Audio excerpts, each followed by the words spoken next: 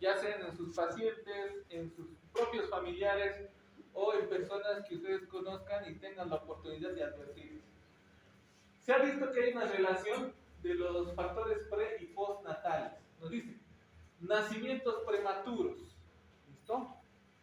Por debajo de las 36 semanas de gestación, entonces ya es un factor que predispone al desarrollo del asma. No quiere decir que se va a enfermar, pero sí es un factor que le inclina a desarrollar. Otro, si la madre es una persona que fuma, ¿no? O es una persona fumadora. Peor aún si es durante el embarazo, ¿no? Aumenta la probabilidad también de sufrir lo que es el asma. Luego, dentro de esto se ha visto que la lactancia materna, en vez de ser un factor de riesgo, es un factor protector. Entonces, se corrobora que la lactancia materna es algo beneficioso para evitar desarrollar esta enfermedad. Luego, la exposición a ácaros mascotas, es decir, niños muy pequeños, donde no se hace una adecuada limpieza, ¿no?, del lugar donde se encuentra y se va acumulando polvo y otro tipo de elementos donde viven estos animalitos que son los ácaros. Absorberlos o respirar sus desechos puede iniciar también este proceso del asma. El contacto con mascotas donde se tenga, ¿no?, esta reacción alérgica a su pelaje.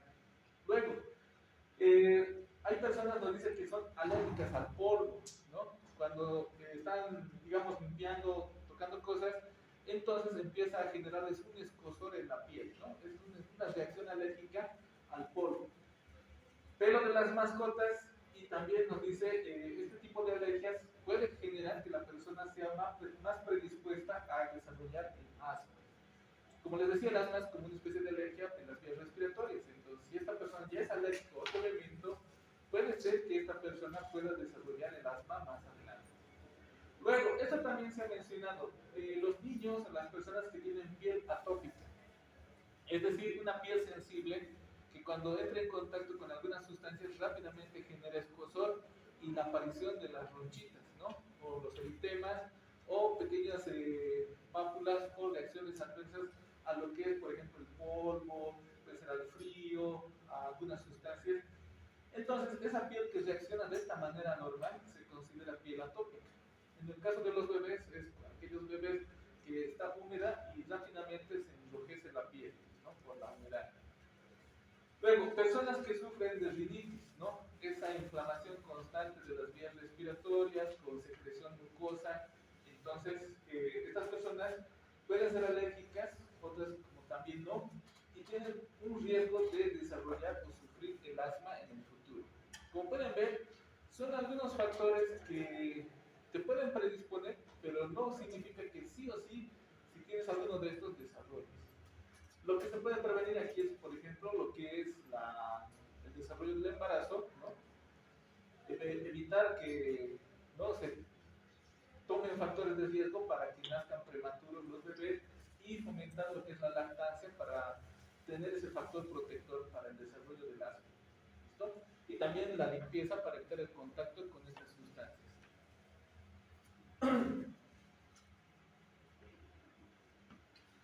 Muy bien, factores ambientales. Dentro de lo que es el ambiente donde vive esta persona, existen los aeroalérgenos, que son sustancias que se ha visto que pueden producir reacciones inflamatorias en las vías respiratorias. Tenemos, por ejemplo, ahí lo que es el polvo, lo que es, también les comentaba, lo que es los residuos de los ácaros, tenemos el polen, que pueden estar disueltos en el aire y la persona lo va a aspirar. Luego tenemos alérgenos laborales. Las personas que trabajan en industrias donde las sustancias químicas están disueltas en el aire, esto también puede producir un factor alérgico que va a desarrollar lo que es el asma. Personas, por ejemplo, que trabajan en curtiembres, en fábricas de pintura, donde existe mucha contaminación en el aire, entonces de cualquier sustancia química, puede ser un factor también de riesgo para el desarrollo. Las infecciones respiratorias constantes, ¿no?, o consecutivas también puede ser un factor de riesgo. El tabaco también, ¿no? Nuevamente se tiene, aquí se lo pone al tabaco como otro factor de riesgo, ya pero de tipo ambiental. Es decir, normalmente el que fuma ya tiene factores de riesgo para enfisema, bronquitis crónica, ya lo estamos viendo para asma, Pero ¿qué pasa con la persona que no fuma, pero accidentalmente se encuentra con un fumador? Esta persona que es el fumador pasivo, entonces también tiene ese factor de riesgo por estar en contacto con las personas. Lo bueno es que actualmente ya no hay muchas personas que fumen, ¿no? Tal vez ustedes ya no ven a ningún fumador, o tal vez sí, entonces no es bueno, ¿no? Por esa razón. Y la contaminación ambiental. Ustedes saben que existen ciudades donde la contaminación es tan grande que no se observa claramente el cielo, ¿no? Tenemos la Ciudad de México, tenemos también lo que es China, ¿no? La ciudad de China donde por la industrialización que tiene, hay mucha contaminación ambiental y las personas tienen que salir con mascarilla, no por el COVID, sino ya por la contaminación ambiental. Entonces, esa contaminación también es un factor de riesgo para desarrollar el asma. Actualmente aquí en nuestra ciudad no tenemos ese desarrollo industrial, entonces ustedes ven tranquilamente el cielo, ¿no? Ven incluso la luna algunas veces, entonces eso es por la poca contaminación y debería mantenerse así para evitar estos factores de riesgo. Muy bien, ya hemos visto cuáles son los factores que tenemos que evitar para desarrollar la enfermedad. Ahora, ¿cuáles son los factores desencadenantes? Es decir, ¿qué puede iniciar esta reacción inflamatoria en las vías respiratorias? Dentro de los contaminantes o factores atmosféricos tenemos la polución, ¿no? Todos esos desechos, polvo que está en el aire flotando y puede generar una respuesta inflamatoria. Y como pueden ver, tenemos varios compuestos ¿no? de sulfato, de nitrato, el mismo ozono, ¿no? Hay industrias que trabajan con este material y puede ser también un elemento desencadenante del monóxido de carbono y otras partículas que están en el aire flotando. No las vemos porque son microscópicas, pero están, ¿no? flotando y al ingresar, si la persona tiene esa predisposición a desarrollar la enfermedad, va a iniciar lo que es el asma. Luego tenemos factores vegetales, ahí tenemos el polen de gramíneas, árboles, las malezas. ¿No? Algunas personas que tienen contacto con esto desencadenan lo que es el asma. Domésticos, nuevamente los ácaros que están en el polvo. Tenemos también la descamación de los animalitos, el epitelio. Insectos, ¿no? que también pueden, con sus desechos, desencadenar el asma. Luego tenemos algunos microorganismos. Tenemos, por ejemplo, Alternaria, Gasosporium. La penicilina ya sabemos que es un agente que tiene, o hay personas que son alérgicas a la penicilina. Entonces, sabemos que esto proviene de los hongos. Y estos también pueden producirlo y generar o desencadenar también lo que es la Aspergillus fumigatus. Entonces, son microorganismos que su presencia puede iniciar. Y otros virus, rinovirus o otros virus respiratorios. Entonces, algunas personas inician lo que es el asma después de una infección viral. Por tanto, estos factores no son, digamos, de riesgo, sino ya inician la enfermedad cuando tienen contacto con las células inmunitarias de la persona. Muy bien, otros medicamentos que se ha visto que pueden desencadenar el asma, ¿no? Tenemos antibióticos, betabloqueantes no selectivos, ¿no? Y otros betabloqueantes tópicos. La aspirina, entonces prohibido dar aspirina en las personas que tienen asma, eso incrementa o exacerba mucho más la enfermedad, ¿no? Y otros aires. Tenemos alimentos. ¿Qué alimentos pueden también desencadenar? Tenemos la leche de vaca, algunos cereales, huevo, el pescado y los mariscos principalmente. Es más, se prohíbe el consumo de estos alimentos en niños menores de 2 años, ¿no? Porque pueden generar reacciones alérgicas.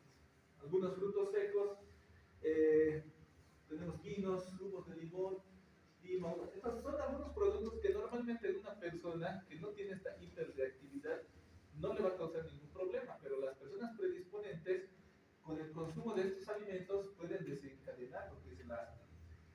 Nos dice también panalérgenos como vegetales, profilinas, ¿no? Bueno, tenemos algunas sustancias que ya son venenos, ¿no? De la abeja, han debido escuchar, ¿no? Personas que con una picadura ya empieza a generarse un proceso inflamatorio. Luego tenemos también las avispas, que también con su picadura pueden generar reacciones alérgicas y desencadenar lo que es el asma. Como pueden ver, son básicamente sustancias comunes que uno puede encontrar y muchas veces está en contacto. Y estos tranquilamente pueden desarrollar lo que es el asma. Bueno, entonces, en caso del asma, lo que tienen que preguntar es, ¿usted ha estado en contacto con estos fármacos? ¿Ha comido alguno de estos alimentos? ¿O ha tenido contacto o le ha picado alguno de estos insectos? Entonces, si la respuesta es afirmativa, entonces puede ser justamente el asma, ¿no? Muy bien, ahora tenemos otras sustancias. Estas sustancias ya están más relacionadas a factores laborales. Y que una persona viene de su trabajo o durante su trabajo tiene una reacción alérgica inflamatoria en las vías respiratorias y puede ser, ¿no?, personas que trabajan en industrias farmacéuticas, en industrias de plásticos, ¿no?, poliuretanos, ¿no?, carpinterías, aserraderos, ¿no?, fundiciones, industrias de cosméticos, ¿no?, productos que se usan para lo que es la fotografía, la inspiración. Como pueden ver, es una amplia gama de trabajos que puede generar el desarrollo de la enfermedad. Luego tenemos, también nos dice, sustancias en personas que trabajan de granjeros, molinos, panaderías. Básicamente es muchas industrias, muchos lugares donde se puede desarrollar este tipo de problemas. La industria alimentaria, ¿no?, farmacéutica, ya hemos dicho, en imprentas, ¿no?, látex, industria sanitaria, panaderías, ¿no?, pues nuevamente las granjas y agricultores por los hongos y esporas que están involucrados. Y también molinos, ¿no?, fabricación de carmín, lo que es, por ejemplo, ahí en lo que son los cactus, existen unos ácaros que viven en estos, los sacan para sacar el tinte rojo, ¿no?, que es el carmín. Entonces, estos bichitos también en ciertas personas pueden generar esta reacción inflamatoria. Muy bien. Este es el resumen del problema. El asma, ¿no? Ya sabemos que es una enfermedad inflamatoria, ¿no?, que genera obstrucción del flujo de aire en las vías respiratorias. ¿Listo? Esa es la idea central. Cuando sucede eso, entonces tenemos el asma. Ahora, esta tiene varias clasificaciones. Puede ser también, a su vez, intrínseca y extrínseca. ¿Cómo se va a manifestar? La persona va a tener tos, ¿no? Y la característica, digamos, más común va a ser la sibilancia, ¿no? Ese ruido agudo que se escucha en los campos pulmonares. Obviamente, como no puedes respirar adecuadamente, tiene la disnea, ¿no? Va a tener rigidez torácica. Por esa sensación de falta de aire y de mala respiración, la persona va a entrar en taquipnea, ¿no? Va a acelerar la frecuencia respiratoria. Puede generar pulsos paradójicos. Obviamente la sangre se va a desaturar de oxígeno, entrando en hipoxemia, va a aumentar la concentración de CO2, puede entrar en hipercapnia, ¿no?, y puede generar acidosis respiratoria, ¿no?, más adelante. Muy bien, ¿a qué elemento se debe esto? Ya sabemos, a la exposición de sustancias que se llaman alérgenos, ¿no? Normalmente estas sustancias están, como han visto, en el hogar, están en el ambiente y en el trabajo. Y son sustancias que, podríamos decir, en personas que no tienen esa susceptibilidad no van a causar problemas, pero en personas que ya tienen esa predisposición a generar una respuesta inflamatoria, estas sustancias comunes van a generar un proceso inflamatorio, ¿no? Generan una inflamación, puede ser aguda, ¿no?, en ese instante, o puede ser crónica que va a ser durante años, ¿no?, y esa persona va a tratarse todo ese tiempo con broncodilatadores para evitar que se reagudice el asma. ¿Qué va a generar esta inflamación? La inflamación genera una obstrucción y una hiperreactividad de los bronquios. La secreción mucosa va a generar obstrucción, más la broncoconstricción genera una hiperreactividad por las sustancias que se han expuesto. Es decir, el bronquio se va a cerrar, se cierra el bronquio y aparte se llena de mucosa, secreción mucosa, y esto impide el paso del aire. Entonces, ¿por qué sucede esto? Se van lesionando las células epiteliales por la inflamación, ¿no? Hay hipersecreción de moco, ¿no? La mucosa se va engrosando y el músculo liso se va hipertrofiando. Y esto genera ese cierre vías respiratorias.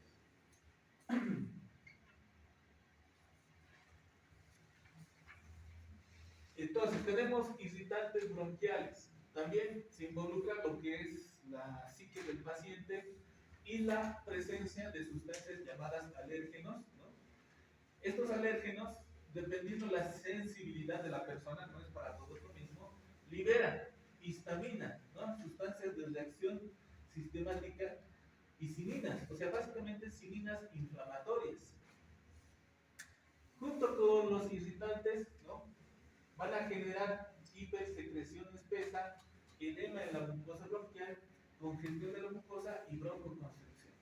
La broncoconstricción es el que genera las sibilancias y ronquidos y una expiración prolongada. Como les decía, en el paciente con asma, la expiración va a ser sumamente dificultosa. ¿Por qué? Si ustedes recuerdan, la inspiración es un movimiento activo, ¿no? Porque los músculos tiran, ¿no?, de la caja torácica y generan una gran presión negativa para que el aire empiece a ingresar. Pero la expiración es un movimiento pasivo. Básicamente, ¿qué es? La relajación de la musculatura. Los músculos se relajan y la caja torácica vuelve a su posición. O sea, no hay nada que esté forzando a que la caja torácica recupere su tamaño normal. Al ser pasivo, es el ciclo respiratorio que más se afecta en el asma. La inspiración por los músculos inspiratorios va a ser más activo y se va a producir. La expiración, al ser más pasivo, va a tener dificultades en el asma. Va a haber atrapamiento de aire, ¿no? Porque la expiración va a ser más dificultosa. Y hay una desproporción de la ventilación-perfusión. Esto quiere decir, va a haber una buena perfusión, pero la ventilación va a reducirse, porque no está fluyendo el aire normalmente. Se genera hipoxia, hipercapnia y acidemia. Entonces, este es el problema que se va a presentar justamente en el asma. Aquí la comparación de lo que es extrínseca e intrínseca. Tenemos extrínseca, ¿no? Reacción del tipo 1, inmunoglobulina E es inmediata, las reacciones cutáneas pueden ser positivas, si hay antecedentes alérgicos y la gravedad puede ser variable, desde leve hasta grave, ¿no? La respuesta a los medicamentos es buena y corticoides también es buena, ¿no? Cromoglicato es buena, ¿no? Y la época de comienzo es en la infancia. La no atópica, extrínseca no atópica es de tipo 3, esta es inmunoglobulina G, ¿no?, y M presentes, es más tardía. Las reacciones cutáneas pueden ser positivas, pero más tarde, más tardía. La presencia de antecedentes alérgicos es variable, algunos no indican antecedentes. Las crisis pueden ser más prolongadas. Broncodilatadores, la respuesta puede ser positiva y algunas no tanto, por eso dice regular. Respuesta a corticoides sí es buena, a cromoglicato es mala y es más en adultos. Y la intrínseca, no hay una información muy precisa del tipo de reacción, todos se van activando. Los antígenos de ambiente no está comprobado, ¿no?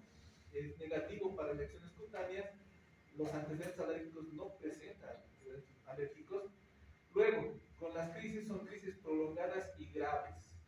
La respuesta a broncodilatador es mala, a corticoides sí es buena, a cromoglicatos es mala y es más en adultos. Y aquí tienen los tres principales medicamentos, ¿no? Broncodilatadores, corticoides y cromoglicatos, que pueden ser utilizados en estos casos.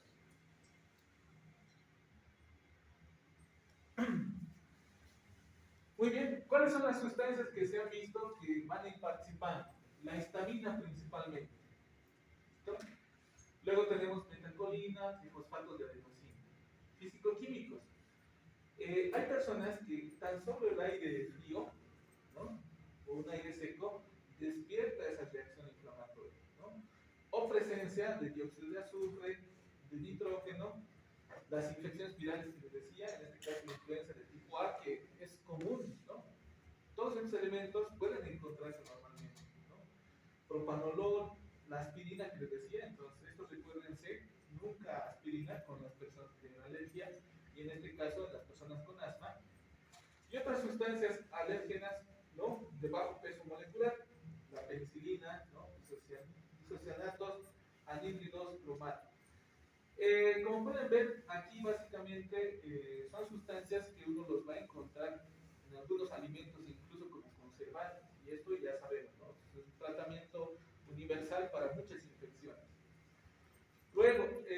animalitos también son importantes en el desarrollo de esta enfermedad, ¿no? Principalmente, como pueden ver, la poca limpieza, ¿no? Algunos tienen su mascota y nunca lo han bañado, ¿no? Hasta que se muere, siempre está así.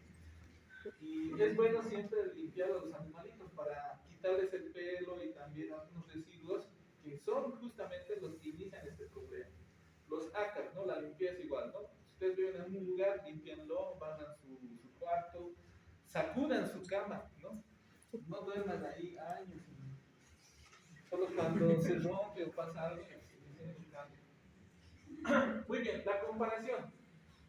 Han ido viendo lo que es la enfermedad pulmonar obstructiva crónica, ¿no? Donde está el enfisema, la bronquitis crónica. Esto es más en adultos.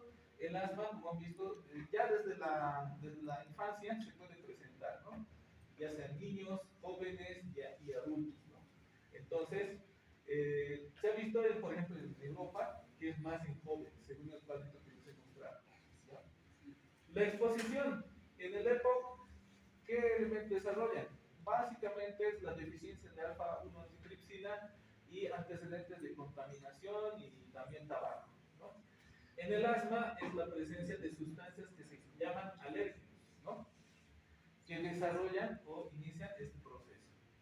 En el EPOC, las células que se activan son macrófagos alveolares que van lesionando el tejido pulmonar, y en el asma son los mastocitos, ¿no? Estos mastocitos son células que viven, ¿no?, por todos los tejidos, y cuando se los molesta empiezan a liberar estas sustancias como la histamina.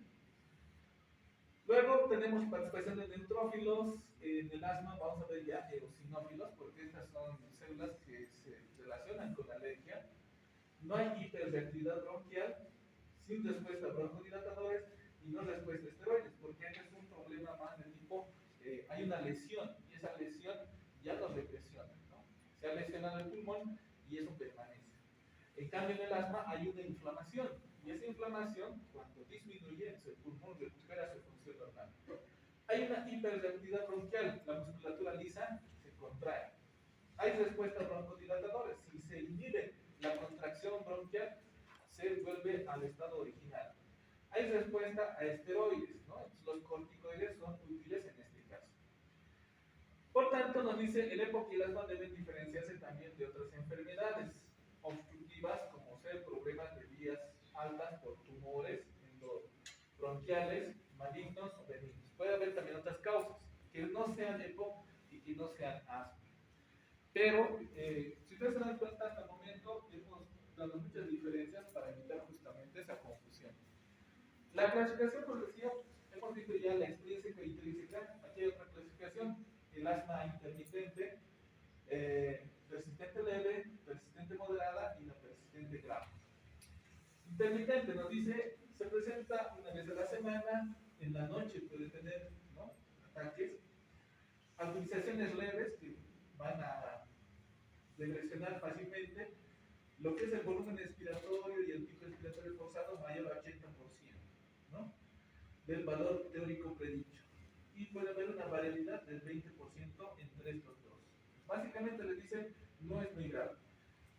La persistente leve, una vez a la semana, menos de una vez al mes, síntomas nocturnos 2 veces al mes, agudizaciones que afectan la actividad o el sueño. Entonces, está durmiendo, le da el ataque de asma y no puede conciliar el sueño, ¿no? Claro, tiene que solucionarlo.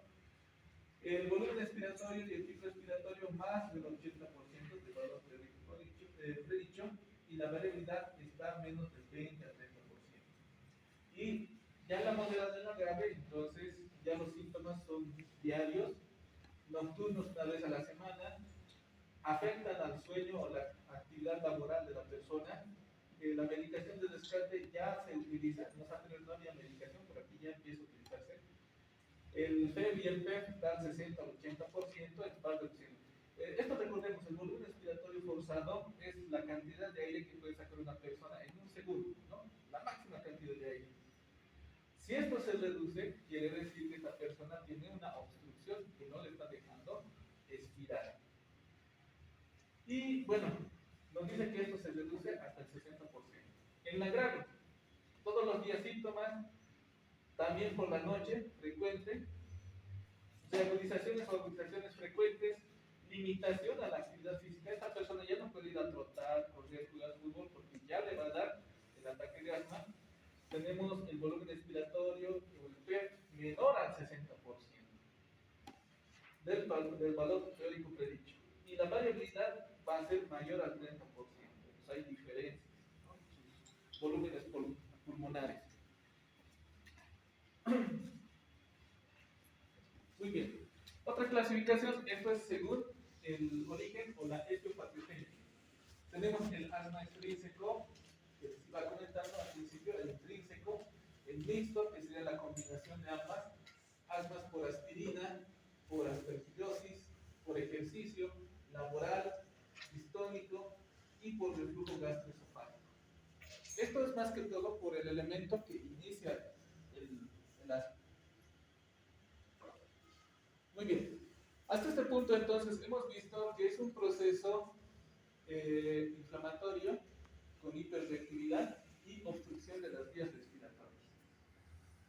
Muy bien, esto con el tiempo entonces va a presentarse, se vuelve crónico, ocasiona episodios de obstrucción e hipersensibilidad bronquial, inflamación y en algunos casos, cuando esto es constante, puede generar remodelación. Es decir, los bronquios van a engrosarse y van a cerrarse y van a disminuir la luz para que se reduzca lo que es el flujo de aire. El factor de riesgo más fuerte para padecer un asma es una predisposición genética. ¿Ya? Entonces, hay antecedentes familiares, pueden ser de los papás, abuelos, donde se han tenido estos problemas de asma. Y esto ya es un factor también predisponente. Y el elemento involucrado en la mayoría de los casos es la inmunoglobulina E, ¿no? Que justamente, como ustedes saben, es la que va a molestar al mastocito, ¿no? Otros factores de riesgo para el asma infantil incluyen, nos dice, aparte de los antecedentes familiares, alergias y exposición prenatal al humo del tabaco y la contaminación. No es bueno entonces estar en un ambiente contaminado. ¿Dónde están los ambientes contaminados? Aquí en el Alto, ¿qué lugares puede mencionar? En La Paz. Básicamente son las industrias, ¿no? Aquí, ¿qué industria tenemos? ¿No sería más que las industrias los lugares que tienen mucha circulación de autos, por ejemplo? Es la polución también, puede ser la polución. Pero en el caso de... Ya, hablemos de la polución. Ustedes conocen, por ejemplo, lo que es la... Hay un... A la Plaza Vallivian un trayecto, ¿sí?, que sube desde la Garita. Entonces, si ustedes se han fijado las casas de esta avenida que sube hasta la Plaza Vallivian, van a ver, todas sus paredes son negras. Entonces, quiere decir que los automóviles, todos ellos generan una gran contaminación, hay polución. Entonces, esto va pintando. Fíjense, una vez, bájense de la Valliviana hacia la ciudad y vean las casas que están por ahí. Van a ver todas sus paredes negro, negro, negro, negro. Y eso no lo han pintado los vecinos, ¿no? Los autos, al bajar, tampoco es que la gasolina sea gasolina pura, tiene muchos aditivos. Y estos aditivos son contaminantes, ¿no? Y generan, pueden decir, contaminación de las vías respiratorias. Los que viven en las avenidas, alguien tiene su casa en una avenida, tiene que cerrar muy bien sus ventanas porque si no todo eso se le va a entrar a sus habitaciones, ¿no? Va a estar respirando ahí el humo de los autos. Antes había las industrias de las curtiembres, ¿no? Creo que sigue en abajo en la ciudad, creo que sí está, ¿no? Y los textiles. Estas industrias generaban mucha contaminación y las personas que vivían alrededor se arriesgaban a obtener estos contaminantes dentro de sus vías respiratorias. Otra industria, pero que ya ha ido mejorando justamente la calidad de su ambiente, es de cemento. Allá en Viacha, ¿conocen, no? La fábrica de cemento también tiene partículas pequeñas que van ingresando a las vías respiratorias. Ellos ya han mejorado esa situación. Luego, ¿qué industrias? Tenemos también industrias de plásticos, no he visto de plástico. Más que todo he visto curtiembres, textiles, la de cemento, había industrias de vidrio. Aquí en la ciudad del Alto había un lugar donde reciclaban el vidrio, ¿no? Entonces, cuando lo van moliendo, también genera partículas pequeñas. Pero no son, digamos, partículas alergénicas, pero sí pueden ser partículas que generan otro tipo de enfermedad, como por ejemplo neumoconiosis o EPOC o bronquitis crónica. Entonces, van a desarrollar otro tipo de enfermedad. En resumen, donde vean una industria que produce elementos químicos o partículas muy pequeñas, la población que está alrededor tiene un factor de riesgo para desarrollar el asma, ¿no? Por esa industria. Y bueno, aquí dijimos no hay tanto, ¿no?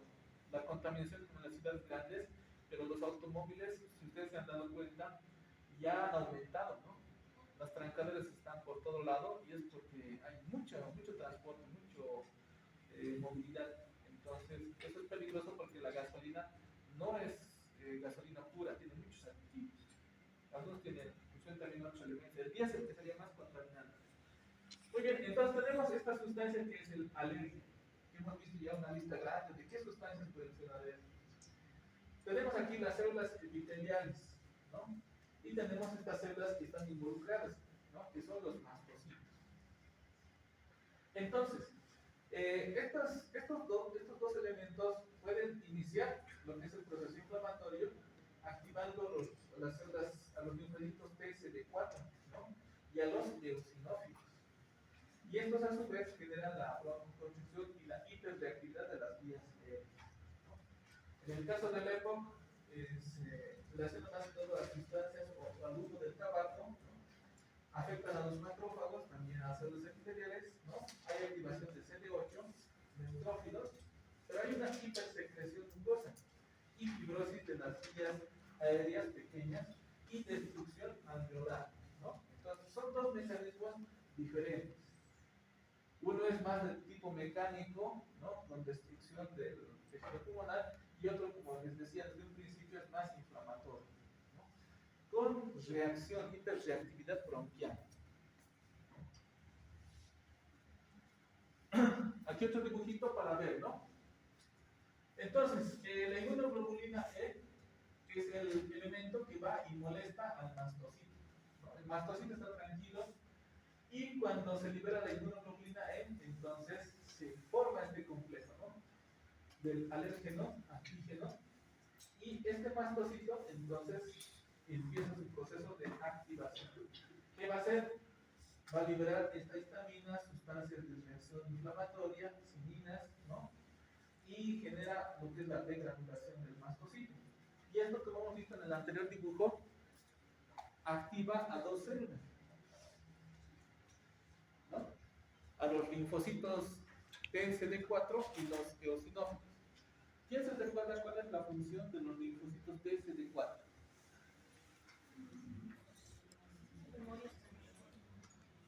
Son los linfocitos cooperadores, ¿no? Ellos inician la respuesta inmunitaria. Por eso en el VIH-Sida, el virus, ¿a quién ataca? Al linfocito TSD4.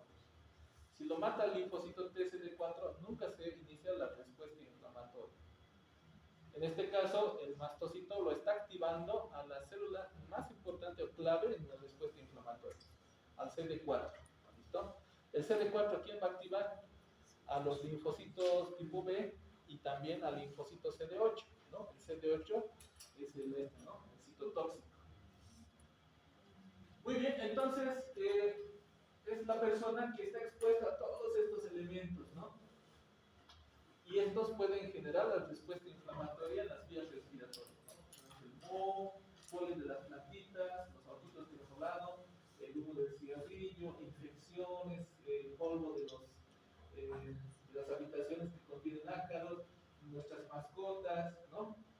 Entonces, esto puede generar lo que es la respuesta inflamatoria y el asma.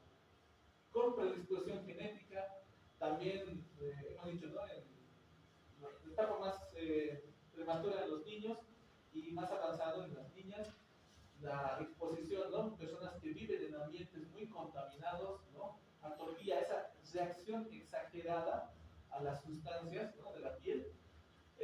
También el grado de exposición no es lo mismo que vea a un perrito una vez que viva con el perrito, ¿no? Va a estar expuesto constantemente, ¿no? Activadores ambientales, y enfermedades por reflujo gastroesofágico e infecciones respiratorias, ¿no? Esto también puede ser importante para el desarrollo de la enfermedad. Y básicamente lo que les está diciendo es preguntar en la anamnesis al paciente sobre estos detalles y también prevenir el contacto con ese elemento para no desarrollar el asma.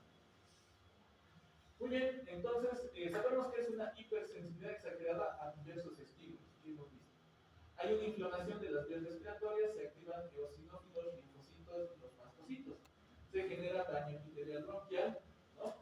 Se activan los linfocitos TCD4 o linfocitos T cooperadores, ¿no? Que a su vez tienen subpoblación T1, T2 helper. T1 helper responde a microorganismos y estimula la diferenciación a células plasmáticas, ¿no? Las células plasmáticas que producen inmunoglobulinas, ¿no? Los T2 helper responden a alérgenos y a virus, ¿no? En las parasitosis, estos son los que se activan, estimula la diferenciación o para que las células se diferencien también en células plasmáticas, productores de inmunoglobulina E, factores de crecimiento de mastocitos y se recluten más eosinófilos activos. Y ya sabemos quiénes están involucrados, ¿no? Y ahí tenemos el dibujito que nos explica eso, ¿no? Los alérgenos entonces van ahí donde los mastocitos, estos mastocitos van produciendo sus cilinas inflamatorias, se van activando los linfocitos T, los CD4, ¿no? Que serían los helper, que a su vez activan a los eosinófilos.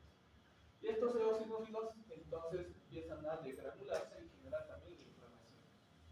Y a su vez se activa el linfocito B. El linfocito B que produce inmunoglobulinas. De esas, ¿cuál es la que nos interesa? La E. La E porque también estimula al mastocito.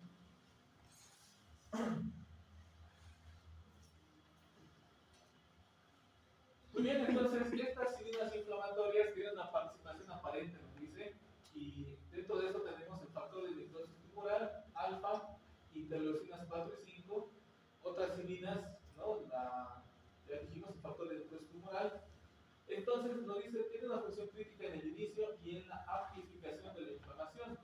Incrementa la migración y activación de eosinófilos y también de los neutrófilos.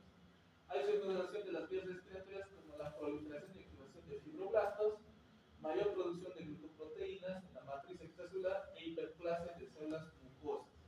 Entonces, estos van a ocasionar que aparte de que se esté cerrando por broncoconstricción, empiece a aumentar la secreción mucosa. Entonces, la persona que tiene asma tiene una hipersecreción mucosa en sus vías respiratorias, lo que también disminuye el flujo de aire. Muy bien, entonces tenemos infecciones respiratorias virales que pueden predisponer a las personas con asma a experimentar exacerbaciones de su enfermedad, ¿no? Ya hemos visto por qué, porque hemos visto dos subpoblaciones de helper, ¿no? Que están involucradas. Pueden conducir al desarrollo del asma en algunas personas y hay evidencia de que la respuesta de T2 helper es muy exagerada en estas personas. Si ustedes se dan cuenta, normalmente no debería pasar esto, porque hay otras células que van a reducir la participación, ¿no? Los linfocitos T supresores, por ejemplo. Pero en esas personas hay una predisposición a que no se logre ese control, sino que se exacerbe, como dice la respuesta de estos linfocitos. Cuando se liberan citocinas, la IL4, 5, la 13, ¿no? Y también del linfocito T4, de su población 2, helper, en las vías respiratorias se predispone una respuesta alérgica que favorece la producción de inmunoglobulina E. Entonces, esto, ¿no? La inmunoglobulina E y el mastocito. Ese es el punto donde se desencadena todo el problema, ¿no? ¿Y quién coadyuva esto? El linfocito T helper 2, ¿no? ¿Qué produce todo esto? Inflamación bronquial. Hay respuesta asmática, hipersecreción bronquial y se genera una respuesta asmática inmediata, ¿no? Cuando ya todos estos suplementos se reúnen. Bueno, fíjense, uno no pensaría, ¿no? El ejercicio, el aire frío, ¿no? Los dióxidos de azufre, ¿no? Y partículas pueden desencadenar este problema, ¿no? Uno dice, ¿no? Viene el paciente y dice, en las mañanas siento que no puedo respirar, ¿no? Entonces, puede ser justamente esa hiperreacción al aire frío. Muy bien, entonces, ¿qué otros elementos de la inmunidad participan? Ya sabemos, hemos visto hasta el momento los linfocitos T Y ahora también nos menciona, pueden participar neutrófilos, linfocitos, mastocitos, ¿no? Y eosinófilos. Eosinófilos causan la lesión epitelial. Hay inflamación de las vías respiratorias, hay una hipersensibilidad y reducción del flujo de aire. Es por justamente esto, ¿no? Normal, ¿no? Y inflamado. Los mastocitos se activan y liberan histamina, prostaglandinas, de 2 citocinas, IL-1, IL-5, interferón, factores de interés tumoral, factores estimulantes de colonias de granulocitos y leucotrieno. Básicamente los mastocitos son un laboratorio lleno de cilinas inflamatorias. Producen broncoconstricción masiva e inflamación del endotelio de la vasculatura pulmonar. Pueden activar la liberación múltiple de citocinas, lo cual causa inflamación mayor de las vías respiratorias. Hay contracción de las vías respiratorias, una edematización o una hinchazón posterior que conduce a una obstrucción de las vías respiratorias. Y vamos repitiendo lo mismo, ¿no? La persona se somete o tiene contacto a los alérgenos y inicia el proceso de inflamación, ¿no? Con cierre de las vías respiratorias.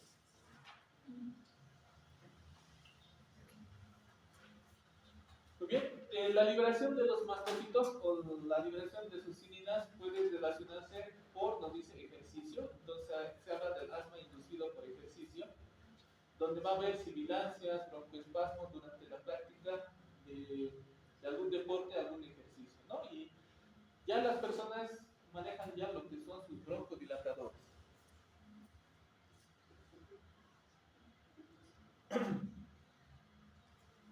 Muy bien, entonces estos eosinófilos nos dice que están en las vías respiratorias de las personas con asma y generan enzimas inflamatorias, liberan leucotrienos y muchas enzimas proinflamatorias.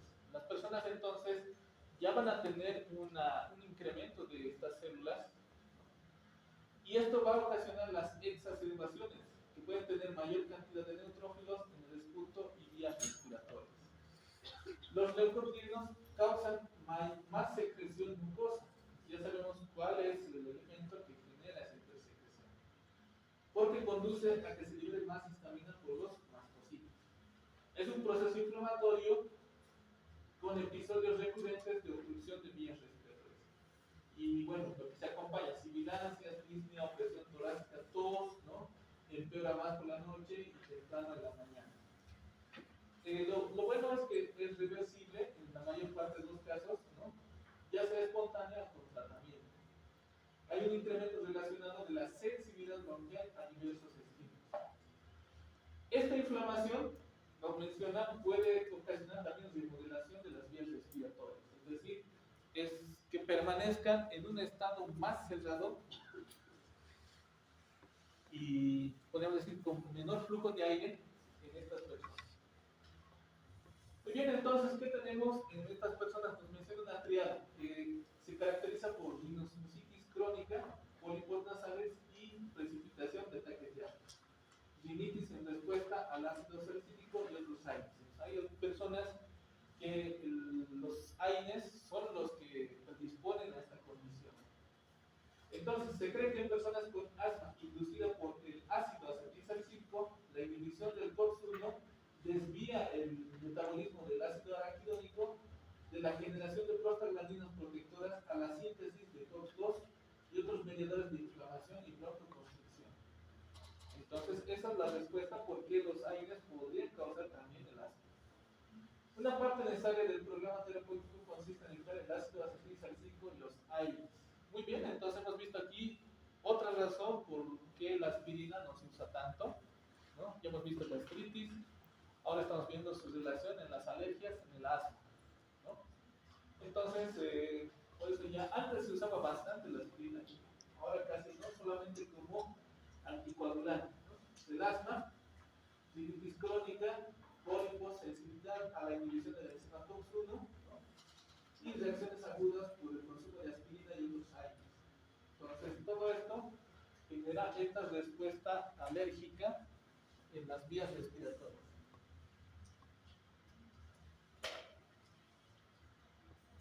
Muy bien, otro elemento relacionado sería el estado emocional. Nos dicen, es posible que factores emocionales y cambios de niveles hormonales contribuyan al incremento de los síntomas del asma. Entonces, los factores emocionales producen broncoespasmo por medio de las vías vagales. Actúan como un activador broncoespástico o incrementa la sensibilidad de las vías respiratorias a otros activadores por mecanismos inflamatorios. Si ustedes se han dado cuenta, dentro del tratamiento están el salbutamol, por ejemplo, ¿no? Y los corticoides, ¿no? Los corticoides sabemos que son antiinflamatorios y esto es un problema inflamatorio, ¿no? Pero ¿qué tiene que ver el salbutamol?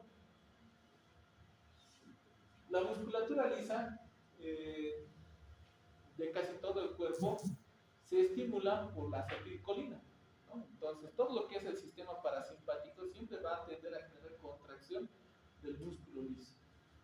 Un antagonista de esto es el sistema simpático, ¿no? Entonces, simpático miméticos como el salbutamol producen un efecto contrario. No sería la contracción, sino sería la relajación. El salbutamol es un broncodilatador porque promueve la relajación de la musculatura lisa. Ahora, estados emocionales. ¿Qué estados emocionales podrían ser? El estrés, la ansiedad. Muy bien, ahora hormonas. ¿Qué hormonas están relacionadas? Nos dicen, no está muy claro, no hay evidencia muy grande, pero sugiere, ¿no?, que las mujeres que tengan menarcas tempranas menor a los 11 o 5 años tuvieron el doble de probabilidades de desarrollar asma entre los 20 y los 30 años, ¿no? Menarcas tempranas, ¿no? Por ejemplo, en lugares de temperaturas más elevadas, Santa Cruz, las niñas, por ejemplo, están entrando en menarca en edades tempranas, ¿no? Por el ambiente más que todo.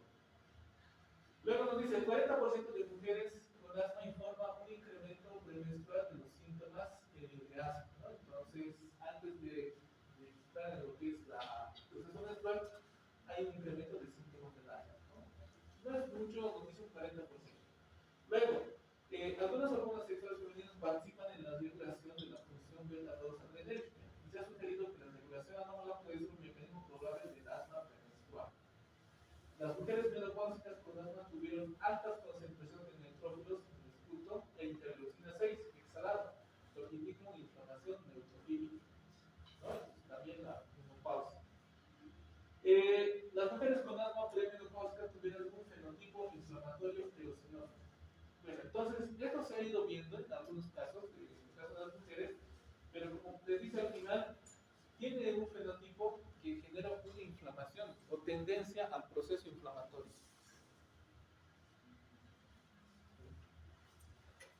Muy bien, los signos y síntomas: disnea progresiva, tos, ¿no?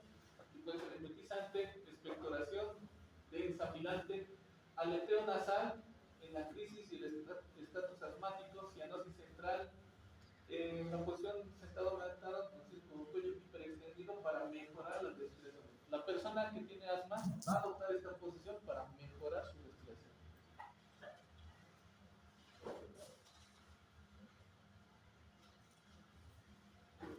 Muy bien, entonces como dijimos, la respiración es un proceso pasivo, pero también tenemos músculos accesorios. Entonces, la aparición o la contracción de estos músculos accesorios también nos indica un cuadro de asma. Y esto, vamos a verlo, nos dice conectividad supraesternal y supraclavicular. Cornaje, en el caso de asma severo, roncos, sibilancias, ¿no?, por el paso de los bronquios gruesos, expiración prolongada con gran disminución del volumen vesicular. Esto también es interesante. La auscultación pulmonar va a desaparecer o se va a reducir el murmullo vesicular. ¿Por qué? No hay ese movimiento de aire normalmente.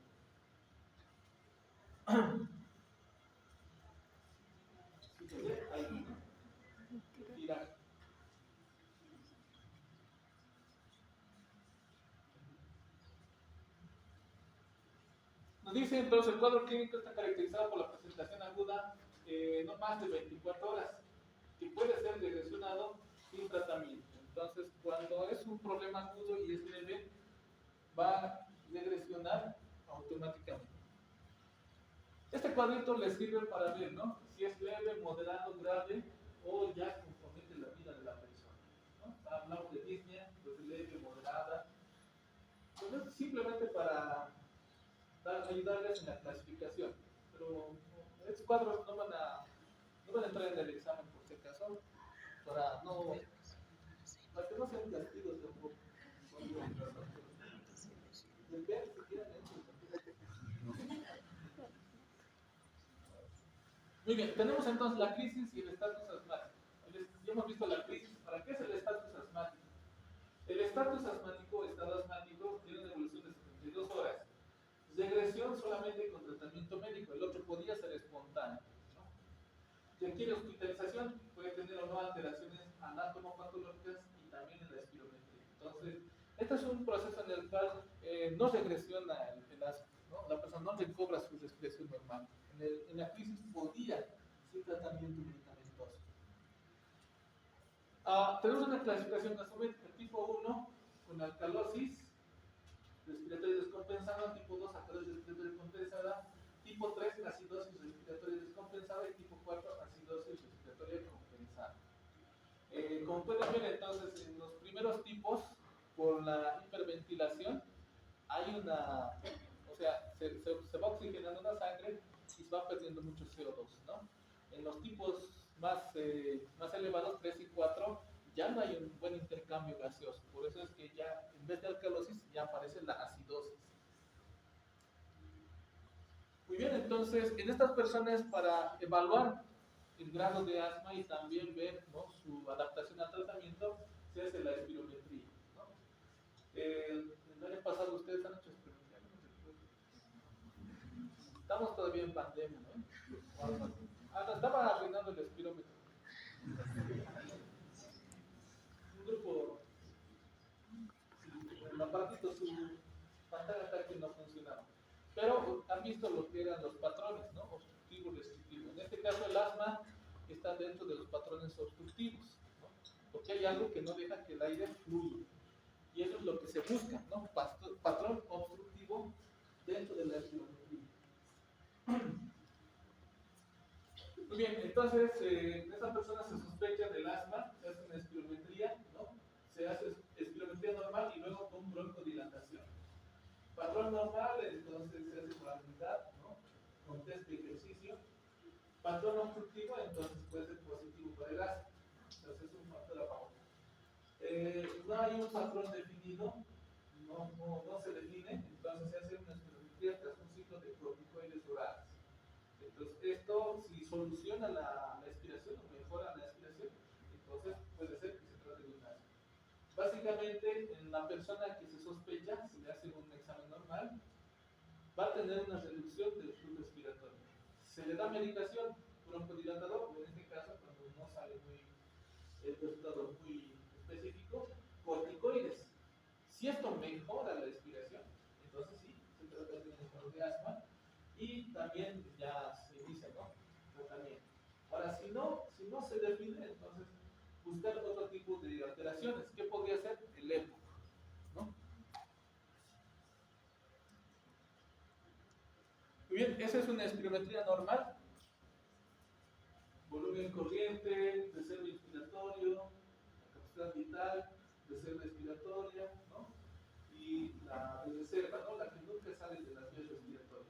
Esa es la espirometría normal, es decir, cuando una persona va respirando sin hacer esfuerzo. Y tenemos la espirometría de esfuerzo, ¿no?, donde tenemos el pico expiratorio forzado menor a 80%, nos dice es leve, ¿no?, asma leve. El pico expiratorio forzado del 50-80% es moderado y cuando está por debajo del 50% es grave. Quiere decir, la persona que logra sacar el volumen de aire hasta un 80% de su valor teórico, entonces es leve, no tiene mucho problema. Por debajo de 80 y llegando a 50, entonces quiere decir que hay una gran obstrucción de sus vías respiratorias, por eso el aire no está saliendo en la expiración.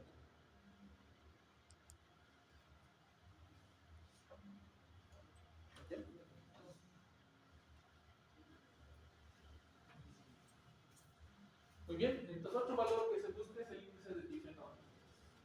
Tenemos entonces una espirometría normal, ¿no?, y aquí va disminuyendo. Dice, puede ser un patrón obstructivo. El índice de Tichenor, que es el volumen expiratorio forzado en un segundo sobre la capacidad vital forzada. Entonces, hasta un 75% puede ser considerado normal. Por debajo, entonces ya hablamos de patrón obstructivo. Y esto quiere decir que no puede generar la salida de aire. Y en el dibujito, ¿no? Entonces tenemos aquí normales, ¿no? Está saliendo de, ¿no? La expiración y la inspiración. Y en el caso del obstructivo, entonces se reduce, ¿no? Entonces sale poca cantidad de aire, no es la misma cantidad de aire. Imagínense, son casi 3 litros de aire que está saliendo. Normalmente podría salir hasta 8 litros, ¿no? Pero aquí se ha reducido. Entonces, hablamos de una obstrucción.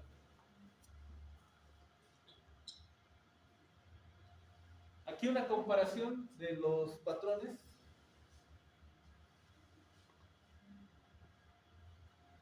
normales en el asma, ¿no?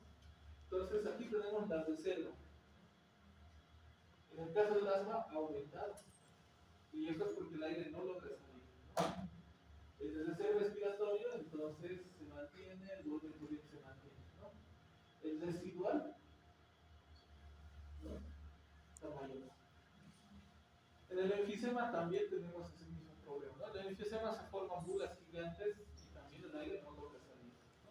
Y en la fibrosis, que sería ya restrictivo, todo se reduce, ¿no? Todos los volúmenes se acortan. Eso es porque el pulmón ya no puede distenderse.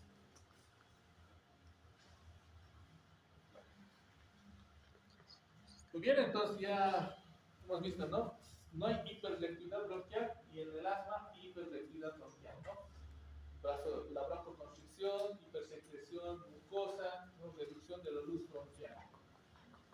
Entonces, si no hay respuesta a broncodilatadores, pensamos más en EPOC, con respuesta a broncodilatadores, el asma, ¿no? Porque es un proceso inflamatorio.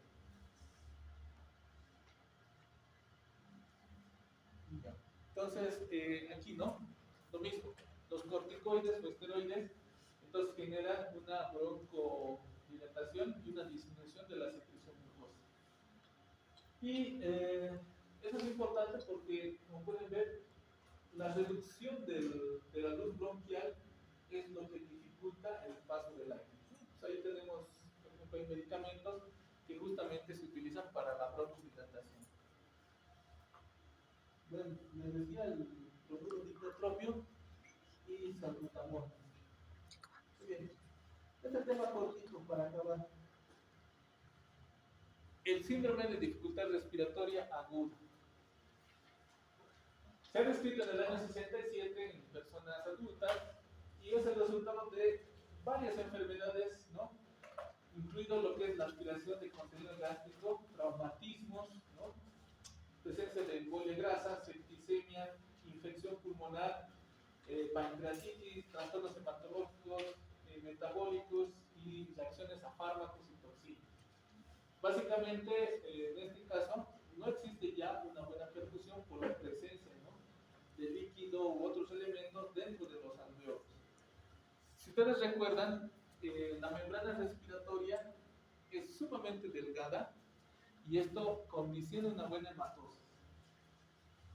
Muy bien, cuando tenemos un síndrome de dificultad respiratoria aguda, ¿no? La persona no puede, ¿no? Generar un buen intercambio gaseoso. Nos dice, en casos de ahogamiento, aspiración de contenido gástrico. Esto, ahorita que estamos en esta fiesta de la 17 de julio, va a haber varias personas que van a tener broncoaspiración o reflujo gastroesofágico. Entonces es peligroso para esas personas. Estupefacientes, ¿no? Cocaína, heroína, humo de amoníaco, respiración en altas concentraciones de oxígeno, por eso no se da en concentración de 100%, radiaciones, septicemias, quemaduras, embolia grasa, traumatismos torácicos. Todos estos pueden generar un síndrome de dificultad respiratoria aguda en las personas. Muy bien, entonces, todas estas sustancias que van a ocasionar lesión, ¿no? Van a traumatizar lo que es el epitelio respiratorio. Con difusa, o digo, con permeabilidad incrementada de la membrana alveolo-capilar, es decir, todo lo que es proteína tiene mayor posibilidad de salir hacia el alveolo. hay líquido, proteínas plasmáticas, células sanguíneas y sale al intersticio y a los alveolos. Entonces, hay un daño de células alveolares difusas, acumulación de líquido. Hay inactivación del agente tensioactivo, ¿no? Entonces, aquí, estas células de aquí son las células del mocito tipo 2 o alveolares. Estas se lesionan y dejan de producir el surfactante, ¿no? Y eso hace que el alveolo va a tender a colapsarse, a cerrarse. Entonces, inactivación del elemento tensioactivo y formación de la membrana hialina. Cuando esto se llena de líquido y ese líquido empieza a formar una capita de proteínas, ahí tenemos la formación de la membrana hialina. Cuando se forma la membrana hialina, el oxígeno ya no puede pasar a través de esa membrana. Por tanto, se interrumpe la hematosis en este alveolo. Hay impermeabilidad al intercambio de gases, el pulmón se torna rígido y es más difícil de insular. Colapso alveolar. La lesión del epitelio alveolar grave genera reparación epitelial desorganizada y puede ocasionar fibrosis, ¿no? Esto se lesiona y hay tejido de cicatrización que empieza a invadir todo este lugar. Entonces pierde la funcionalidad. ¿Por qué? Por una lesión. Y hay un traumatismo a ese nivel. Muy bien, entonces nos dice, hay una incapacidad del sistema respiratorio para mantener un intercambio adecuado de gases. Esto es un poco diferente al anterior. El anterior era inflamatorio, en este caso ya es traumático.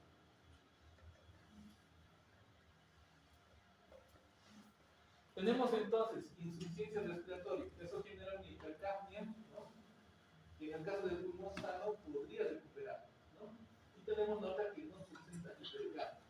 Tenemos el pulmón ya lesionado, que puede desencadenar posteriormente a un EPOC. Entonces, esta insuficiencia respiratoria más adelante puede evolucionar a estos problemas. Lo mismo, ¿no? Neumonías, ¿no? Edema agudo del pulmón cardiogénico, dificultad respiratoria. Entonces, son consecuencias que se pueden presentar.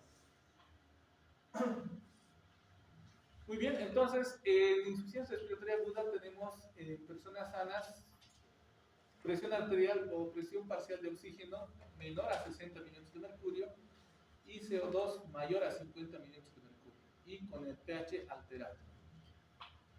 Entonces, cualquier persona que anteriormente no haya tenido problemas, una persona sana, con estos valores gasométricos, tiene insuficiencia respiratoria aguda, ¿no? Caída del oxígeno, aumento del CO2. Nos menciona personas con una patología pulmonar previa, CO2 o presión parcial de oxígeno menor a 60, CO2 mayor a 50 y un pH cercano a lo normal. Cuando es crónico, el pH va a tratar siempre de recuperar su valor normal. Esa sería la diferencia.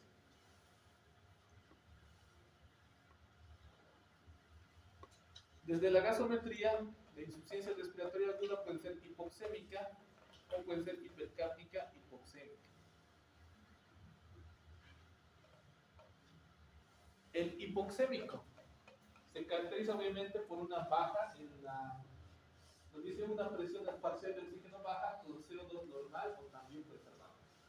En el alveolo hay un aumento de permeabilidad pulmonar, ¿no? Y esto puede presentarse en neumonías graves o síndrome de inflamación o de respuesta inflamatoria pulmonar aguda. Tenemos el hipercápnico o hipoxémico, CO2 elevado o CO2 disminuido, pH descompensado, depresión del centro respiratorio y enfermedad, nos dice, del cuello respiratorio, ¿no? O sea, el pulmón ya no tiene esa capacidad de insuflarse y recuperar su forma, ¿no? Enfermedad bronco-pulmonar obstructiva crónica, es otro nombre del EPOC. Las personas que tienen síndrome de dificultad respiratoria aguda, entonces van a tener disnea, alteraciones del estado mental, cefalea, taquicardia, papiledema, y los resultados a la exploración física pueden ser variables, ¿no? Y puede presentar cianosis con hipoxemia grave. La patogenia nos dice que hay una desproporción entre la ventilación y la perfusión, ocupación alveolar, que da una ventilación incompleta con perfusión normal. Hay cortocircuitos, una ventilación completamente anulada y la eliminación del CO2 como ustedes pueden ver, básicamente el problema es que el alveolo ya no puede generar un intercambio adecuado. Los pocos alveolos que quedan sí van a generar intercambio.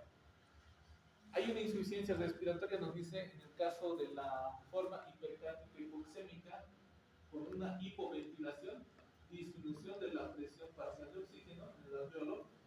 La ventilación alveolar es insuficiente para eliminar el CO2 y una desproporción de ventilación-perfusión. Es decir, ya el aire no está logrando atravesar la barrera respiratoria. Muy bien. Factores precipitantes. ¿Quiénes pueden generar un síndrome de dificultad respiratoria? Pacientes que hayan tenido infecciones, ¿no? Neumonías, ¿no? Infecciones virales. Pacientes que toman medicamentos sedantes, ¿no? Narcóticos. Que tengan insuficiencia cardíaca congestiva. Que hayan tenido problemas de embolia pulmonar, ¿no? Y también presencia o aspiración de contaminantes ambientales muy irritantes, ¿no? Que lesionen las vías respiratorias. Bien, ¿qué se busca en estos casos? Nos dice síntomas que ya se los estaban en el cuadrito anterior. Entonces, síndrome de insuficiencia respiratoria o síndromes tóxico-infecciosos. Personas que tengan disnea, dificultad respiratoria y que tengan antecedentes de un proceso infeccioso.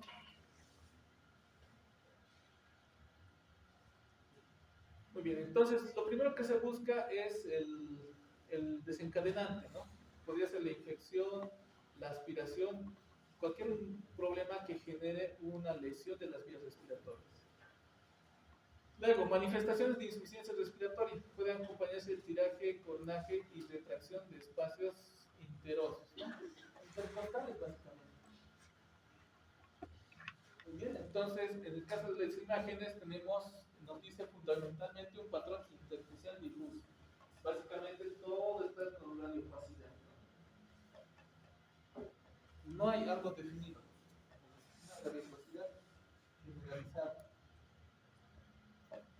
¿Qué otros laboratorios se pueden medir? Hemogramas y gasometría, para ver justamente la distribución de la presión parcial de oxígeno, el aumento o la alteración del CO2. Muy bien, entonces se ayuda para el intercambio gaseoso, dar oxígeno, ¿no? Y como es un desenlace de una enfermedad anterior, entonces se debe tratar el factor desencadenante, ¿no? La infección respiratoria, podría decir la aspiración de algunos elementos irritantes que lesionan el epitelio respiratorio. Entonces, básicamente es